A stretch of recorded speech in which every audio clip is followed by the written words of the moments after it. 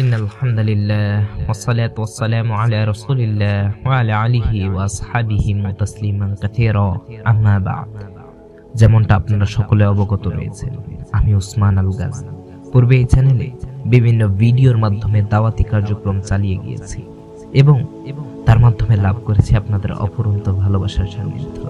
আলহামদুলিল্লাহ, সবাই মহান রবের ইচ্ছা।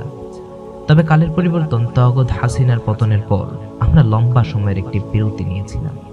দীর্ঘ 6 মাস অফলাইনে বিভিন্ন দাওয়াতি কার্যক্রমে ব্যস্ত থাকায় আপনাদের সাথে খুব একটা সময় দিয়ে ওঠা হয়নি।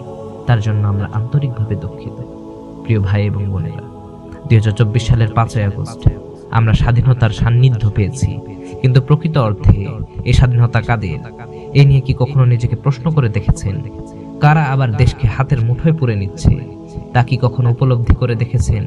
যদি এই স্বাধীনতা আপনার এবং আমার হয়ে থাকে, তবে কেন আজ আমার পরিচয় কালেমার পতাকা উড়ালে আমাকে অন্ধকার জেলের পেছনে যেতে হয়? যদি এই স্বাধীনতা আপনার এবং আমার হয়ে থাকে, তবে কেন আজনবীর কটূক্তিকারীর বিরুদ্ধে এই পর্যন্ত আপনি এবং আমি কোনো স্টেপ নিতে পারছি না? যদি এই স্বাধীনতা আপনার এবং আমার হয়ে থাকে, তবে সব্যসাচীর মতো নাস্তিক মুজিববাদী সন্ত্রাসীদের বইয়ের স্টল বন্ধ করে দেওয়ার পরে কেন আমাকে উগ্রবাদী এবং মৌলবাদী ট্যাগ ঝুলিয়ে দেওয়া হয়? তবে আজকের স্বাধীনতা কাদের? 5ই আগস্ট দেশ স্বাধীন হয়েছে সলিমুল্লাহ খানদের মতো কুলাঙ্গার নাস্তিকদের জন্য, তসলিমা নাসরিনের মতো প্রস্টিটিউট নারীদের জন্য। এই স্বাধীনতা আওলাদে কুলাঙ্গার আওয়ামী লীগদের জন্য। এই স্বাধীনতা সেকুলার সেক্কু বাঙ্গুদের জন্য। এই স্বাধীনতা ভারতীয় হিন্দুত্ববাদী দালালদের জন্য। এই স্বাধীনতা মুসলিমদের জন্য নয়।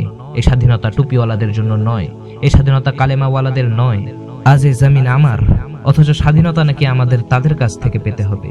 আজ যেন তাওহীদ এবং কুফর চোখের সামনে খুব ঝলমলে ভাবে স্পষ্ট হয়ে গিয়েছে। মানুষ দেখলে আজ বোঝা যায় সে তাওহীদের শিবিরে নাকি গণতান্ত্রিক কুফফারদের শিবিরে। আজ যেন একদম চূড়ান্ত সময় চলে এসেছে নিজের শিবির বেছে নেওয়ার।